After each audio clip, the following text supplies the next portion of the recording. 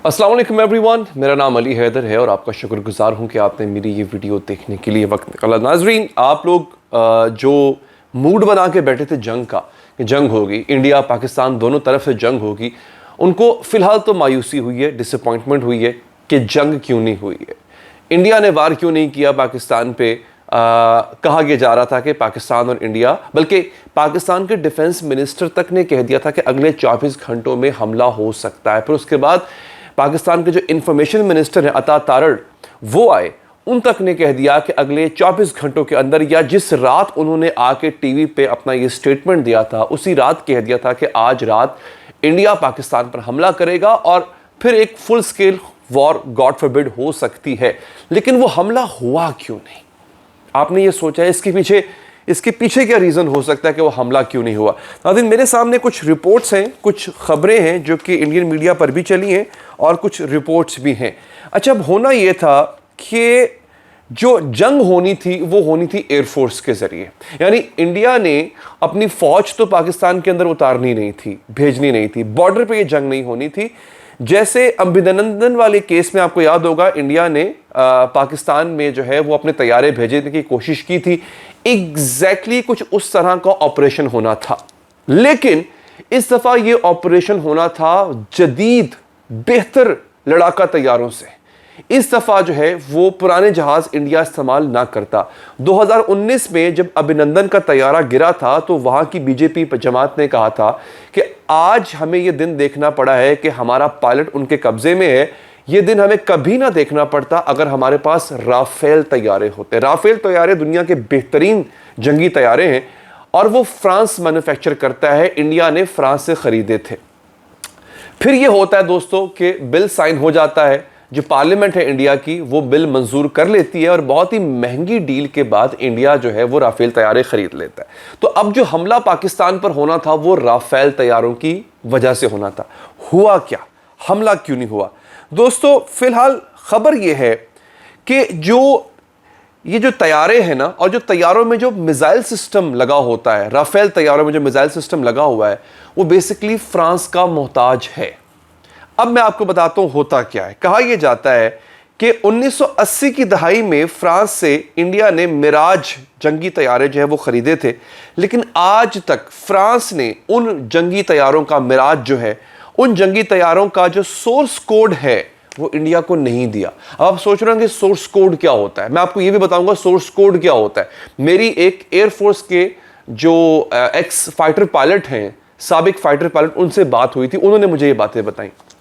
तो फ्रांस ने जो 1980s में इंडिया को मिराज तैयारे दिए थे, उनका सोर्स कोड आज तक इंडिया को नहीं दिया गया। इस बात को कितना 45 साल हो चुके हुए हैं। इसी तरह से नाजरीन, होता यह है कि जो भारतीय मिसाइल सिस्टम, यानी तैयारा तो फ्रांस का है, लेकिन भारत उसमें अगर अपना मिसाइल सिस्टम लगाता है और उसके पास वो सोर्स कोड नहीं है तो वो मिसाइल उस जहाज की टेक्नोलॉजी से कंपैटिबल नहीं होता।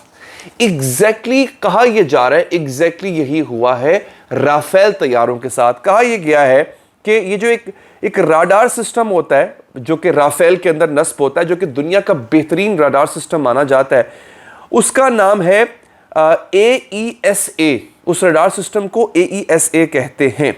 यानी बेसिकली ये वो टेक्नोलॉजी है जिसमें एंटेना हिलाए बगैर, एंटेना को मूव किए बगैर जो है वो राडार की जो रेडिएशंस हैं, जो शुआएं हैं, वो मुख्तलिफ सिमतों में मोड़ी जा सकती हैं।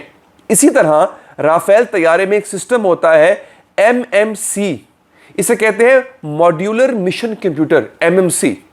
तैयारे के तमाम ऑपरेशंस, यानी जैसे हथियारों की निशानदही, यानी हथियारों की जो आइडेंटिफिकेशन है वो, दुश्मन की निगरानी, ये सब यहां से कंट्रोल होता है। कहां से? MMC से, मॉड्यूलर मिशन कंप्यूटर से कंट्रोल होता है। लेकिन इन दोनों का जो सोर्स कोड है, यानी MMC और AESA, इन दोनों का जो सोर्स कोड है वो फ्रांस के पास है, जो कि फ्रांस ने इंडिया को नहीं दिया है। अब नाजरीन, होता क्या है?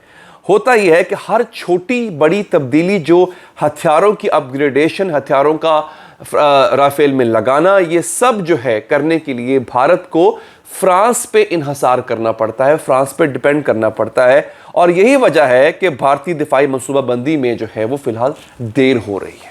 भारत का जो अटैक है वो फिलहाल पोस्टपोन्ड है, क्योंकि जब तक भारत को ये सोर्स कोड नहीं मिलते। अब देखें, राफेल के अंदर खुद भी मिसाइल नस्ब होते हैं, लेकिन वो मिसाइल फ्रांस की टेक्नोलॉजी के मुताबिक फ्रांस के ही मिसाइल होते हैं। अगर भारत को अपने तब्दील शुदा या मॉडिफाइड मिसाइल्स इसमें नस्ब करने हैं अकॉर्डिंग टू पाकिस्तानी टारगेट्स, तो उसको वो सोर्स कोड चाहिए होगा, जो कि अभी तक उसके पास नहीं है।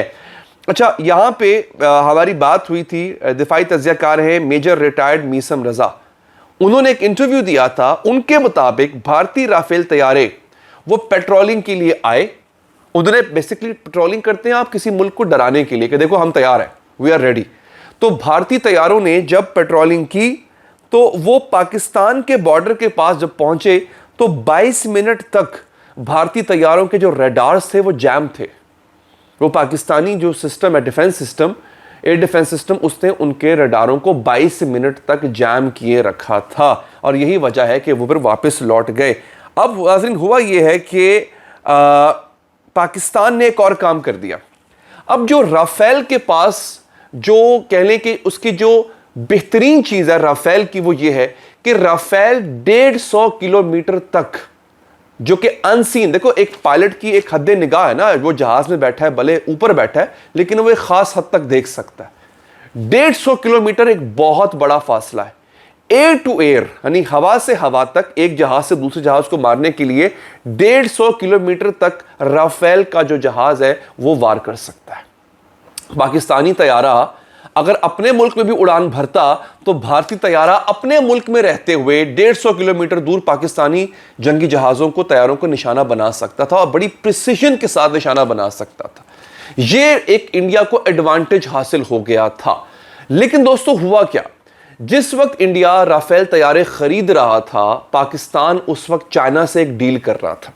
और वो डील किस बात की थी? वो थी PL-15 की।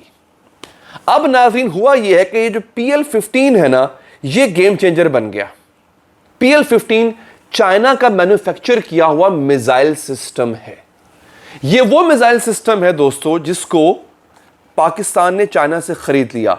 राफेल तैयारे के अंदर जो मिसाइल नस्ब होते हैं वो 150 किलोमीटर दूर तक मार कर सकते हैं, यानी अगर पायलट को टारगेट नजर नहीं भी आ रहा तब भी वो जाके उसको मार कर सकते हैं, लॉक करके मार सकता है।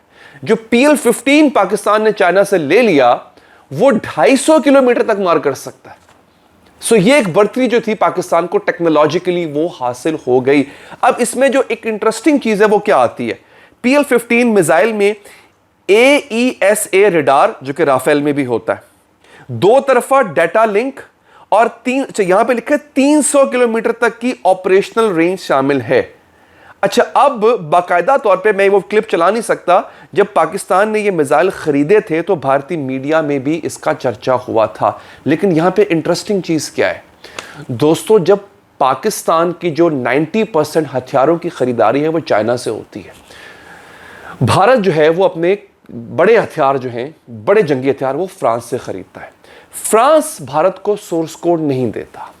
चाइना से जब हम खरीदते हैं ना ये जंगी जहाज या जंगी मिसाइल या कोई भी टेक्नोलॉजी, वो ना सिर्फ पाकिस्तान को सोर्स कोड देता है बल्कि वो टेक्नोलॉजी भी देता है कि पाकिस्तान उसको फिर बाद में अपने मुल्क में मैन्युफैक्चर कर ले। JF-17 थंडर से लेके अब तक जितने भी कमाल के जहाज पाकिस्तान को दिए हैं चाइना ने, वो सब के सब कौन से हैं? वो सब के सब वो हैं नाजरीन कि जिनको पाकिस्तान अब अपने मुल्क में मैन्युफैक्चर कर रहा है। सो ये एक बहुत बड़ी वजह थी कि जिसकी वजह से इंडिया की जो अटैक है वो फिलहाल पोस्टपोन है, मौखर है, ताखीर का शिकार है। मैं नहीं कहता कि शायद वो बिल्कुल अटैक ना करे, हो सकता है वो करे, लेकिन फौरी अटैक की जो धमकी दी गई थी वो इसलिए कामयाब नहीं हो पाई है कि इंडिया को यह पता लग गया है कि उसके पास जो बेहतरीन टेक्नोलॉजी है फिलहाल वो कंपैटिबल नहीं है, फिलहाल वो उसके काम में नहीं आएगी। इस तरह की मजीद खबरों के लिए चैनल को सब्सक्राइब कीजिए। अपना ख्याल रखिए। अल्लाह ने के बाद।